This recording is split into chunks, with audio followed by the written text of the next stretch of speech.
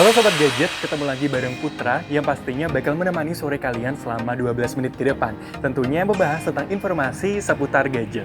Oke, jadi pemirsa penasaran nggak sih kira-kira Putra mau membahas apa sih di pertemuan kali ini? Oke, jadi di edisi kali ini Putra bakal membahas tentang teknologi yang sebenarnya ini tuh sudah ada sejak lama, tapi baru-baru ini cukup hangat diperbincangkan dan menjadi pertimbangan dalam memilih ponsel. Oke, jadi di episode kali ini Putra bakal membahas tentang teknologi yang namanya teknologi NFC.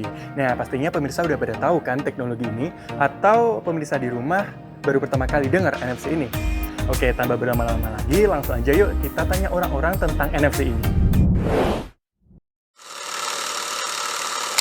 Kamu tahu nggak sih ada teknologi namanya NFC? Enggak. Nggak sih, ada teknologi namanya NFC. Enggak. Nggak tahu. NFC. Tahu. Apa tuh? Kalau setahu saya sih NFC itu adalah penghubung jarak dekat. Jadi seperti jaringan, cuma nggak seperti jaringan operator yang lainnya. Taruh jaringan yang seperti sinyal itu kan jaraknya jauh. Kalau NFC lebih dekat. Oke, jadi NFC atau Near Field Communication adalah sebuah teknologi yang bertujuan untuk mentransfer konten digital dan menjalankan koneksi antar alat elektronik dengan hanya menggunakan sentuhan. Penggunaan NFC membutuhkan dua perangkat, satu sebagai transmitter, satu lagi sebagai penangkap sinyal. Perangkat NFC sendiri terbagi menjadi perangkat aktif dan perangkat pasif.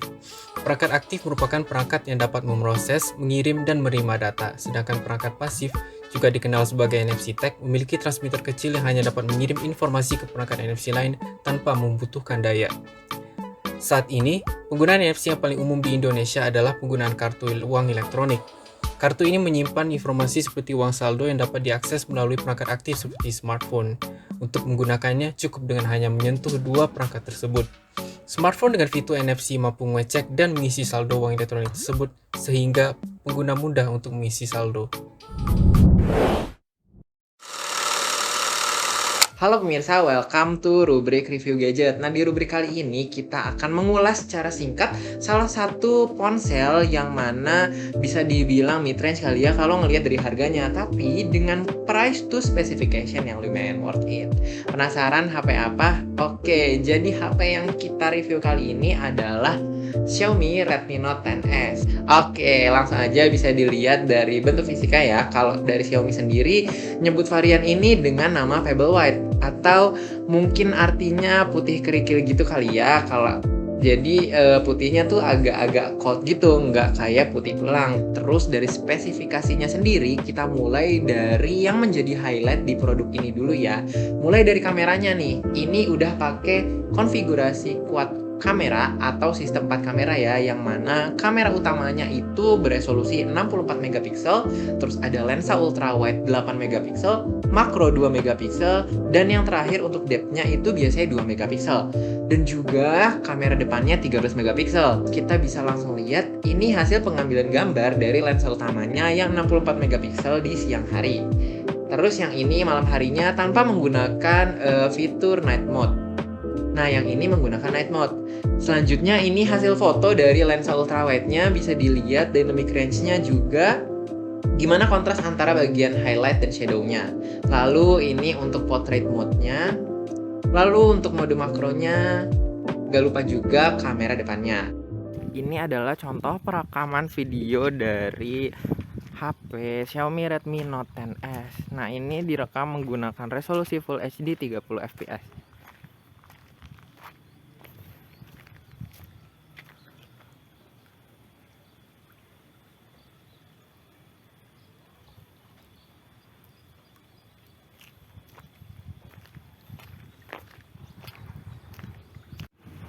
Untuk perekaman videonya sendiri ini bisa merekam sampai 4K 30 fps. Nah, yang ini hasil dari perekaman 4K-nya.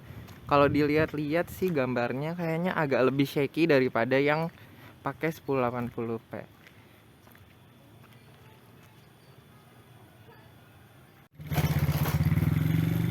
Yang ini adalah hasil perekaman dari lensa ultrawide-nya. Kalau dari previewnya sih footage-nya lumayan stabil ya.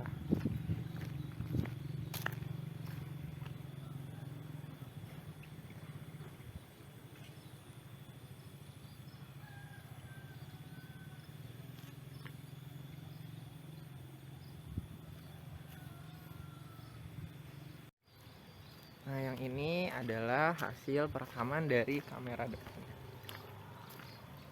Ini kalau backlight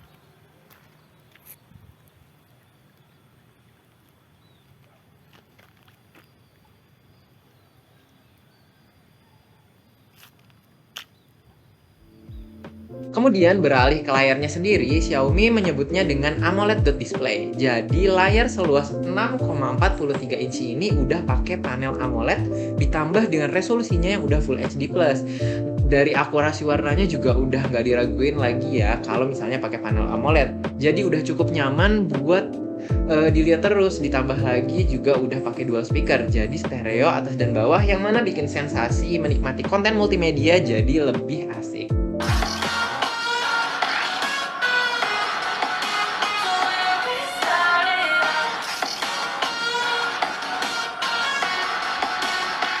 Kemudian untuk prosesornya pakai MediaTek Helio G95 octa-core. Untuk unit yang di-review ini menggunakan RAM 8GB, internal 128GB. Kalau untuk kebutuhan sehari-hari ya udah lebih dari cukup banget lah ya. Editing video, multitasking, dan lain-lain udah pasti lancar banget. Jujur, karena ini saya nggak biasa main game di HP, jadi untuk performa gamingnya belum bisa dites dulu. Tapi dari klaim Country Director Xiaomi Indonesia, Alvin C., chipset MediaTek Helio G95 memang menghasilkan kinerja unggul dibanding Snapdragon 678 yang ada di Redmi Note 10. Yang mana pasti udah cukup banget nih buat ngehandle game-game berat. Selain itu, user interface dari MIUI 12.5 bikin performanya terasa lebih smooth untuk penggunaan harian. Untuk pengisian daya, Xiaomi sudah membekali dalam paket pembeliannya adaptor charger berdaya 33 watt untuk mengisi baterai dengan kapasitas 5000 mAh. Untuk port yang digunakan juga sudah menggunakan Type-C dengan adaptor 33 watt ini, pengisian baterai dari 0% sampai 100% hanya membutuhkan waktu selama kurang lebih 1 jam 20 menit. Gak lupa juga nih salah satu fitur yang jadi fokus bahasan di episode kali ini yaitu NFC. Karena HP ini udah mendukung fitur NFC, jadi bisa dipakai untuk top up atau cuma sekedar cek e-money. Kalau di luar negeri mungkin udah bisa untuk bayar public transport kali ya, tapi kalau di Indonesia masih belum bisa. Terus juga fitur ini bisa digunakan untuk pairing device lain, misalnya ke speaker atau ke kamera yang sudah ada fitur NFC-nya. Dan masih banyak lagi. Dari spesifikasi yang tadi sudah dipaparkan, ponsel ini dibanderol dengan harga Rp2.699.000 untuk varian terendahnya yaitu RAM 6GB dengan internal 64GB, dan untuk varian tertingginya yang kita review kali ini itu dibanderol dengan harga Rp3.099.000 dengan spesifikasi RAM 8GB dan juga internal 128GB. Oke, cukup sekian review gadget kali ini. Salam gadget. Februari nampaknya bakal menjadi bulan yang menarik bagi penggemar setia ponsel Samsung. Dilansir dari Kompas Tekno, Samsung dikabarkan akan merilis ponsel flagship anyar mereka, Galaxy S22 pada bulan tersebut. Kabar ini muncul dari pembocor gadget kenamaan John Prosser. Melalui akun Twitternya @john_prosser, Prosser mengatakan bahwa acara peluncuran Samsung Galaxy S22 akan digelar pada 8 Februari 2022 mendatang. Bocoran tanggal tersebut menjadi masuk akal bila melihat riwayat peluncuran Galaxy S series yang biasanya dilakukan pada bulan Februari. Tahun lalu misalnya peluncuran Galaxy S20 series dilakukan pada tanggal 12 Februari 2020 di San Francisco, Amerika Serikat. Menurut Prosser, Samsung dikatakan juga akan langsung membuka sesi pre-order Galaxy S22 pada tanggal yang sama. Kemudian ponsel akan tersedia di pasar mulai 18 Februari 2022. Kabarnya, ada 3 ponsel Galaxy S22 yang nanti akan diperkenalkan. Ketiganya selama ini digadang-gadang menggunakan nama Galaxy S22 Regular, Galaxy S22 Plus, dan Galaxy S22 Ultra. Untuk model Galaxy S22 Ultra, ponsel ini disebut-sebut bakal mendukung stylus S Pen seperti Galaxy S21 Ultra pendahulunya. Dari bocoran gambar yang beredar, modul kamera belakang Galaxy S22 terlihat lebih mirip seperti Galaxy A32 dengan desain kamera yang terkesan menyatu dengan bodi alih-alih termuat dalam sebuah modul.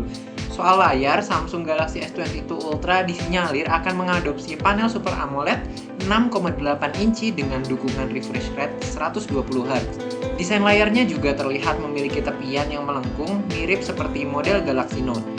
Fitur lain yang kemungkinan bakal hadir di Galaxy S22 Ultra yaitu baterai 5000 mAh dengan dukungan fast charging 45 watt, pemindai sidik jari ultrasonic, speaker stereo, wireless DeX, sertifikat IP68 dengan sistem operasi Android 12 dengan balutan One UI 4.0. Kendati demikian, pihak Samsung sendiri belum memberikan pernyataan resmi terkait tanggal peluncuran Galaxy S22 maupun Galaxy S21 FE, sehingga masih ada kemungkinan akan mundur atau bahkan lebih cepat. Oke Sobat Gadget, tidak terasa Putra sudah menemani Sobat Gadget di rumah selama 12 menit terakhir. Tentunya tadi juga sudah dijelaskan ya tentang apa sih teknologi NFC itu. Dan tadi sudah ada review tentang Xiaomi Redmi Note 10s. Dan tadi juga ada sedikit bocoran tentang adanya Samsung Galaxy S22 series yang bakal meluncur di tahun depan. Pokoknya Putra mengucapkan terima kasih buat Sobat Gadget di rumah yang sudah menonton. Putra pamit undur diri dan sampai jumpa di setiap hari Sabtu jam 3:30 sore hanya di TV3. Sampai jumpa dan salam gadget.